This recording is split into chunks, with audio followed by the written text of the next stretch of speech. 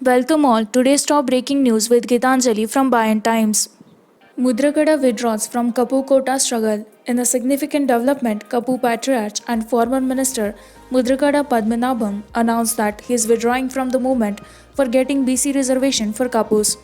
He made the announcement in an open letter addressed to community leaders on Monday, copy of which was released to media persons. Mudrakada said, I am forced to take the decision following unwarranted criticism on social media and mainstream media by some people trying to discredit me and project me as one who is not sincere in leading the movement.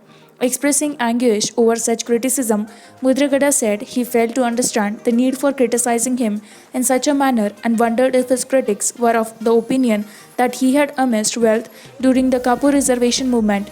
It was Telugu Desam Party (TDP) Supremo and former Chief Minister N. Chandrababu Naidu who promised BC reservation to the Kapus during the last assembly polls. The Kapu movement was launched to achieve that. I never aspired to make money or obtain big posts. Everyone is aware that I suffered financial losses.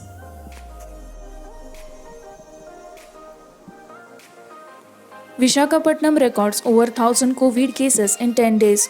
Over 1,000 COVID 19 cases have been reported in the district since July 2.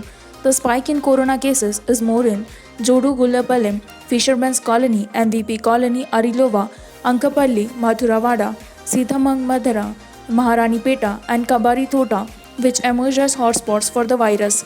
The health teams of Greater Vishakhapatnam Municipal Corporation (GVMC) are working overtime to shift positive cases to COVID 19 hospitals. The primary and secondary contacts of positive cases, particularly people from slum areas, are showing reluctance to go to quarantine centers. The GVMC teams are finding it difficult to convince them to move to quarantine centers.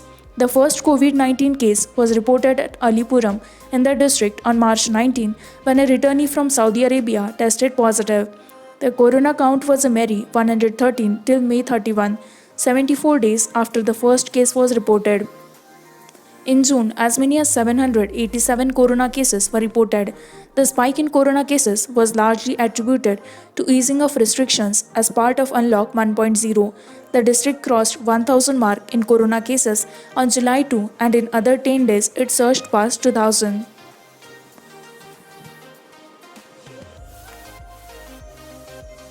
COVID-19 highest single-day death toll in Andhra as 43 more patients succumbed to virus. Andhra Pradesh witnessed a sharp surge in number of COVID-19 deaths with 43 patients succumbing to the virus in the past 24 hours. With this, the total number of deaths in the state reached the 400 mark, 1,916 persons, including 1,908 from within the state and 8 from other states tested positive for the virus, taking the total number of cases to 33,019. According to the media bulletin released by the State Command Control Room, a total of 22,670 samples were tested in 24 hours ending Tuesday 9 am, of which 1,916 tested positive. Chittoor recorded the highest number of cases with 238 persons testing positive, followed by 215 in Srikakulam and 199 in West Godavari. With the fresh cases, the Chittoor district tally went past 3,000 mark.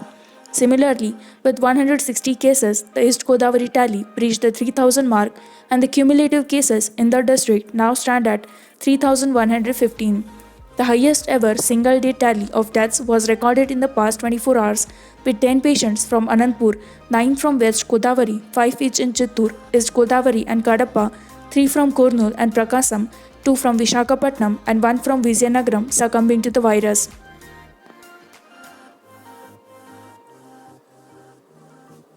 Complete lockdown in 4 Tirupati rural panchayats. In the wake of a surge in coronavirus cases in 4 panchayats of Tirupati rural, complete lockdown will be imposed in Avilala, Tiruchanur, Padmavatipuram and Settipalli from Wednesday. People in these areas are asked to purchase essential commodities from 7 am to 11 am. Meanwhile, in an emergency meeting with officials of Tirupati Municipal Corporation, Collector Dr. Narayana Bharat Gupta said that all commercial establishments, including shops, will remain closed from Tuesday in wards where more than 20 COVID-19 cases were reported. In other wards, shops will be opened from 6 am to 1 pm. Municipal Commissioner P.S. Girisha asked construction workers to take precautions at workplace. There is no permission for functioning of supermarkets and shopping complexes in containment zones, the commissioner said, adding that COVID 19 tests will be conducted on all elderly persons and people suffering from prolonged illnesses.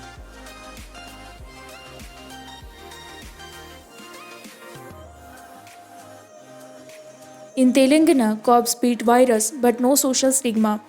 COVID survivors from the police department have successfully overcome the virus but continue to face a boycott of all kinds even after completing the post recovery quarantine period. More than COVID and its symptoms, this attitude is more painful, shares a COVID survivor cop. Not just recovered cops, their family members are also facing a similar situation, they said. During the initial days, there were a few cases in the department, but after the lockdown was relaxed, there has been a steady increase of COVID cases in the department, especially in the three commissionerates of Hyderabad, Cyberabad, and Rajakonda. Gradually, the numbers started to increase, and now around 200 personnel have tested positive. While a majority of them were asymptomatic or had mild symptoms, there are over 5 COVID deaths in the Hyderabad commissionerate. Most others have recovered completely. One dead, one injured in Vishakhapatnam's Pharma City fire mishap. One person died and one other injured in a major fire mishap at Vishakha Solvents in Jawaharlal Nehru Pharma City in Parvada, Vishakhapatnam late Monday night.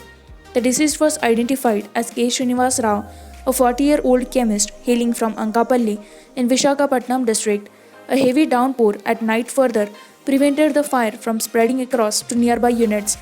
There are around 85 industrial units in the proximity to Vishakha Solvent. The accident, which took place around 10:30 pm on Monday night, was a second such incident within a fortnight. 2 people had died in the blast at Sinor Pharma in the Pharma City located near Vishakha Solvent. Though there is no official word out at yet as to the reasons for the mishap, static electricity is suspected to be the cause. Sounds of about 15 blasts were heard for several kilometers, and the fire was visible from afar. Thick smoke was being billowing from as far as 15 kilometers away, locals said. At the time of the accident, 6 people were reported to be on the premises and 5 of them successfully escaped.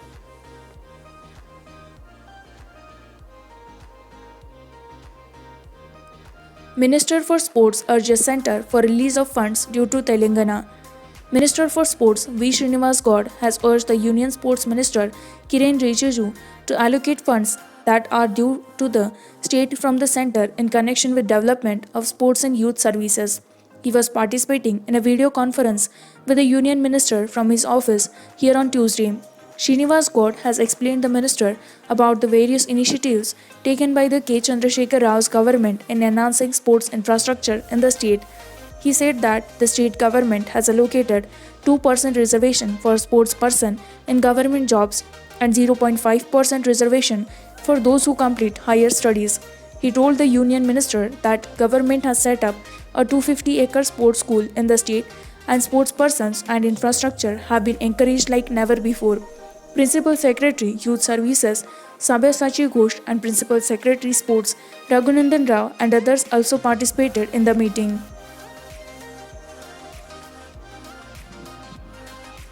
COVID-19.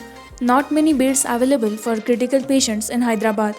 The medical bulletins on COVID-19 being issued by the state government have been claiming availability of 90% of beds in the government hospitals, including 3,500 beds with oxygen facilities and 1,600 ICU beds. However, the ground reality is entirely different as patients continue to be denied basic treatment and are shifted between hospitals, citing lack of beds. Express called up the officials of the hospitals, including Koti ENT, Osmania, Chest and Fever hospitals, which are the primary hospitals for COVID-19 symptoms, to inquire about the availability of beds for this category of patients. Of the 4 main hospitals, only OGH, Chest and Koti ENT hospitals are currently admitting patients who are in critical stage. The OGH, which takes in only about 70 to 80 pneumonia stage patients with COVID symptoms, running to full capacity. All beds are full with grade 3 shortness of breath and severe acute respiratory infection patients. They have no reports for COVID-19 and so we are giving them oxygen treatment and antibiotics, said a doctor at OGH. At Koti Hospital, 45 of the 50 ICU beds are currently occupied by the patients. Similarly, in Chest Hospital, where there are only 16 ICU beds, the beds are being rapidly filled up. Meanwhile, officials at the Fever Hospital informed that only those with moderate symptoms are being treated at the hospital in their 76-bed isolation facility, where oxygen ports are still being set up.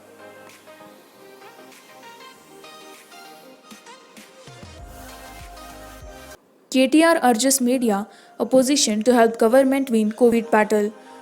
Municipal Administration Minister K.T. Ramarao advised the media and the opposition to strengthen the hands of government in dealing with the COVID-19 pandemic and not do anything that would derail its efforts to demoralize its resolve to fight the demon.